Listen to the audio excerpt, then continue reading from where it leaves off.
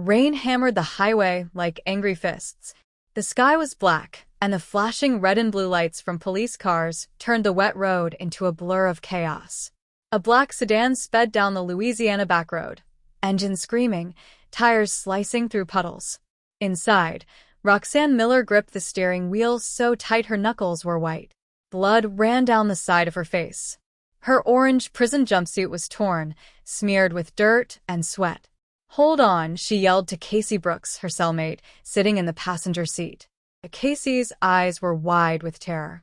In her lap lay something wrapped in a gray prison blanket, something heavy and still. Behind them, sirens wailed. A helicopter beam swept across the road, cutting through the darkness. "We can't stop now," Roxanne shouted over the roar. "They'll kill us if we go back," Casey cried, clutching the blanket tighter. "They'll kill us anyway," Roxanne snapped. The car raced toward a bridge that crossed a deep swamp. Lightning flashed, revealing the horror inside the blanket. A pale, lifeless face. It was a prison guard. Dead. Roxanne's foot pressed harder on the gas. Suddenly, a bright flash blinded them. Headlights from a police truck blocking the bridge. Roxanne screamed. Casey screamed. The car skidded sideways, metal grinding against the guardrail.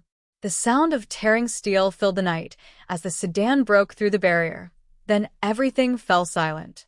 The car flipped once, twice, then plunged into the dark swamp water below.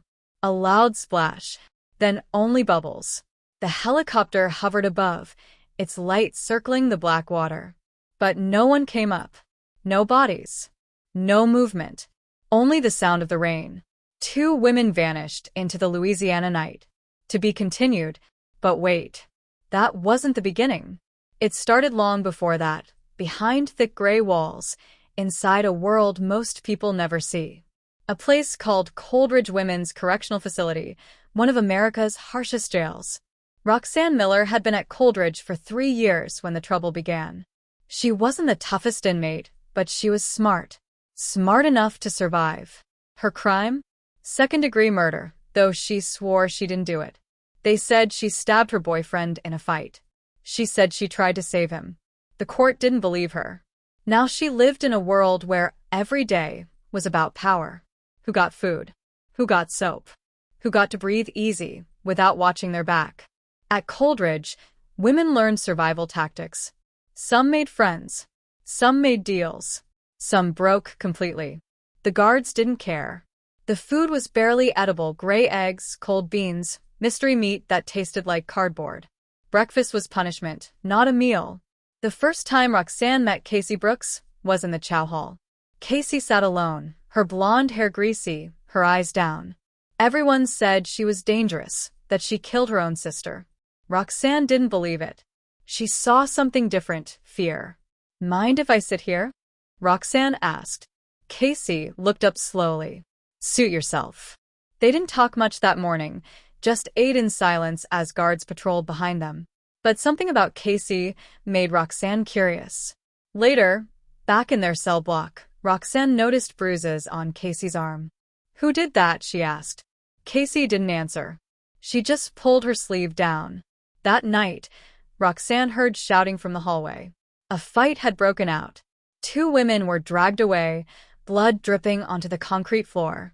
The smell of sweat and metal filled the air. Coldridge never slept. It growled, moaned, and breathed like a monster made of concrete and fear. Days passed. Roxanne tried to stay quiet, to follow the rules, to keep her head down. But Casey was different. She whispered things at night. About guards sneaking around after lights out. About secret rooms under the kitchen. About food shipments that never reached the inmates.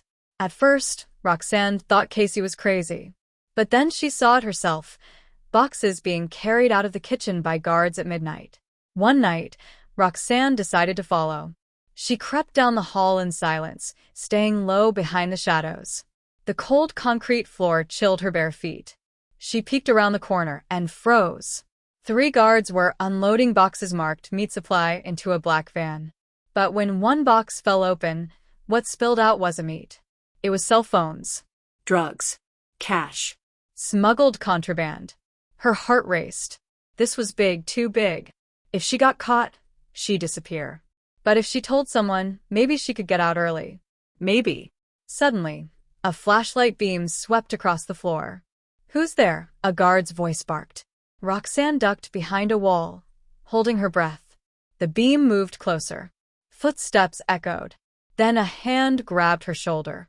Roxanne spun around, ready to scream. But it was Casey. "What are you doing here?" Casey whispered. "What are you doing here?" Roxanne shot back. They stared at each other, both breathing hard.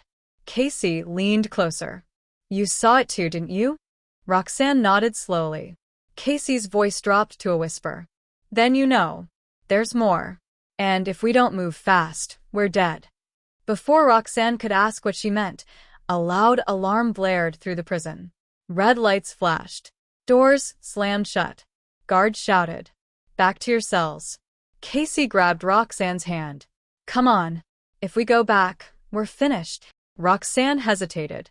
She could hear boots pounding toward them. "Now!" Casey screamed. They ran. Through the kitchen, past the broken boxes, down the hallway where shadows swallowed the light. Roxanne's heart pounded like thunder.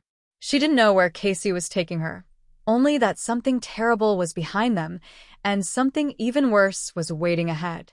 They reached a locked metal door at the end of the corridor. Casey pulled a key from her pocket, one of the guard's keys. "Where did you get that?" Roxanne gasped. Casey didn't answer. She jammed the key into the lock. It turned with a loud click. They slipped inside into the loading bay. A black van sat there, engine running. No one was in it. Casey looked at Roxanne. "This is our only shot. What about? Get in." Roxanne climbed into the driver's seat. Her hands shook. Casey climbed in beside her and pulled the gray blanket from the floor. Something heavy rolled out from inside, something that made Roxanne's blood run cold. It was a man's boot, attached to a man's leg, the same guard who'd caught them sneaking. His eyes stared blankly at the ceiling. Roxanne's mouth opened in shock. "What did you do?" she whispered. Casey's face was pale. "He was going to kill us." Roxanne's heart pounded. The alarm still blared outside. She slammed the gearshift. The van roared forward into the night. The rain was falling hard now, washing over the windshield as they sped through the prison gates. Behind them, searchlights swept across the yard. They were free, but for how long? Roxanne looked at Casey, who was crying silently. "What did you mean there's more?" she asked. Casey turned to her with hollow eyes. "Because," she said softly, "that guard wasn't the only one who was dirty." Lightning cracked across the sky as they raced toward the highway. 2 women, a dead man, and a secret that could destroy the whole prison. Roxanne gripped the wheel. And that's when the police lights appeared in the rearview mirror. The chase had begun. Rain hit the windshield so hard it felt like bullets. Roxanne could barely see the road through the blur of water and flashing lights. The wipers moved uselessly, smearing the blood on the glass instead of clearing it. "Casey, they're right behind us," she shouted. Casey twisted in her seat to look back. The police lights were closer now, red and blue flashing through the night like angry fireflies. "We can't outrun them forever," she cried. Roxanne's hands were trembling on the wheel. Her heartbeat felt like a drum in her ears. "Hold on tight," she yelled. The van sped through the backroads, splashing through puddles and mud. Lightning flashed again, showing the swamp trees bending in the wind. Suddenly, a spike strip appeared on the road ahead. Roxanne swerved hard, the tires screeching. The van spun sideways, crashed into a muddy ditch, and came to a smoking stop. For a moment, everything went quiet except for the rain. Steam hissed from the engine. "Out," Roxanne whispered, panicked. "We gotta get out." Casey pushed the door open and stumbled into the mud. The sound of shouting came from behind them. The police were getting closer. Roxanne grabbed Casey's arm. "Run." They sprinted into the swamp, slipping through the mud, their orange jumpsuits glowing faintly under flashes of lightning. Branches whipped their faces. The ground squelched under every step. "Where are we going?" Casey gasped. "Anywhere but here." Behind them, flashlights flickered through the trees. Dogs barked. They splashed deeper into the darkness until they reached an old wooden shack half sunken into the swamp. It looked abandoned, roof half gone, door broken. Roxanne shoved it open and dragged Casey inside. They both collapsed on the floor, panting. The sound of helicopters faded slowly above them. For a moment, there was only the sound of dripping water and their own breathing. Then Casey spoke. "They think we're dead," she whispered. Roxanne looked at her. "We will be if they find us." Casey's eyes were wild. "You don't get it. They'll never let us live if we talk. They're part of it, the guards, the warden, everyone." Roxanne frowned. "Part of what?" "The trade," Casey said. "The boxes. The drugs. The women." Roxanne froze. "What do you mean, the women?" Casey didn't answer right away. She looked out the broken window, as if someone might be watching. "They sell them," she said finally, her voice shaking. "Transfers that never happen. Inmates that just disappear." Roxanne felt her stomach twist. "You're lying." Casey shook her head slowly. "I wish I was." For a long time, neither of them spoke. The rain outside had softened, but thunder still rolled across the distance. Roxanne pulled her knees close, trying to think. "So what now? We can't stay here." Casey wiped mud from her face. "There's a bus stop 2 miles down the road. If we can get there, maybe we can make it to Baton Rouge. I know someone who can help." "Who?" "An ex-guard. He used to work at Coldridge before they fired him. He knows things." Roxanne didn't trust it, but she didn't have a better plan either. They waited until the night grew quiet, then left the shack and started walking through the swamp. Their feet sank into the mud, their clothes heavy and wet. The highway lights appeared faintly in the distance. Roxanne glanced at Casey. "You ever think we'd end up here?" Casey gave a weak smile. "Yeah. I've been waiting for this night since the day I got locked up." Roxanne frowned. Waiting for what? To finally tell the truth. Before Roxanne could ask what she meant, a low rumble echoed through the swamp. Not thunder this time. An engine. Headlights appeared behind them. Roxanne froze. "Get down." They ducked behind a fallen tree. A black SUV rolled slowly down the dirt road. No police markings, no lights except the faint glow of its headlights. It stopped right where they had walked minutes ago. 2 men got out, not cops. They wore dark raincoats and carried rifles. Roxanne's breath caught. One of the men shone a flashlight into the woods. "You sure they came this way?" he said. The other man nodded. "Tracker says yes. Warden wants them alive." Roxanne's heart skipped. Warden? These weren't police. They were prison men. Casey grabbed her wrist, eyes wide with fear. "I told you," she whispered. "They're not letting us go." The men started walking closer, the beam of light sweeping side to side. Roxanne and Casey crawled deeper into the swamp, trying to stay silent. A frog croaked somewhere nearby. One of the men stopped. "You hear that?" he said. The other raised his rifle. "Quiet." Roxanne held her breath. Mud oozed around her hands. The light passed inches from her face, then moved on. The men finally turned back to their car. "She said if we don't find them, we burn the place," one of them said. Roxanne frowned, confused. "She said?" Casey whispered. "The warden. Her name's Warden Pierce." They waited until the SUV drove off, its taillights disappearing into the dark. Roxanne exhaled shakily. "Casey, what is happening? Why are they after us?" Casey's voice cracked. "Because I found the ledger." "The what?" "The list. Every name of every woman they sold, and every guard who took money for it." Roxanne's stomach twisted again. "You're saying there's proof?"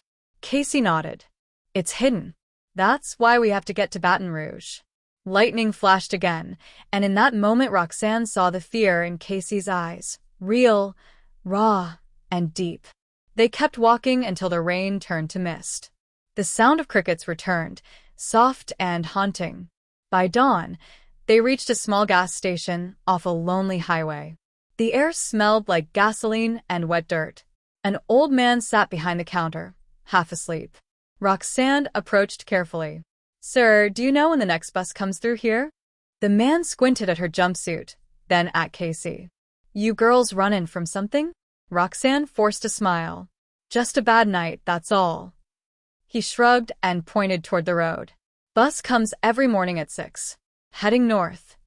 Roxanne thanked him and turned back toward Casey. We can make it. But Casey wasn't listening. She was staring out the window, her face pale. A black SUV had just turned onto the road. Same one. Roxanne's blood ran cold. They found us, she whispered. The SUV slowed, its headlights sweeping across the gas station. Roxanne grabbed Casey's hand. Back door. Now.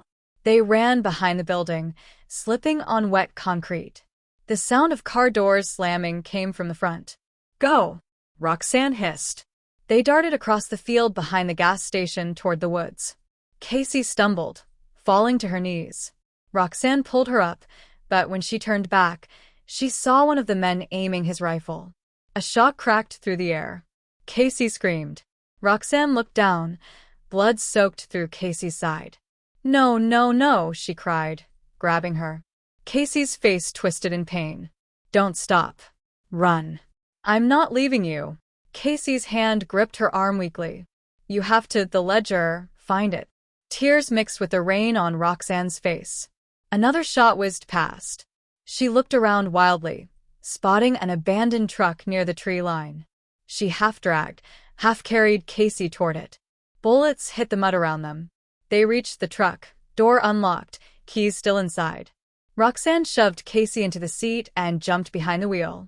The engine sputtered, then roared to life. She slammed the gas. The truck lurched forward, crashing through the brush. In the rearview mirror, the black SUV chased close behind, headlights bouncing violently. Casey was fading fast, her blood leaving dark stains on the seat. Stay with me, Casey, Roxanne shouted. But Casey didn't answer. Her eyes fluttered. Roxanne's hands shook as she drove faster, branches scraping the windshield.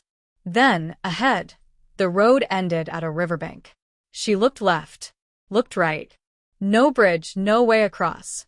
Behind her, the SUV was coming closer. Roxanne gritted her teeth, tears streaming down her face. She hit the gas. The truck flew forward, straight into the dark river. Water exploded around them. The world went black.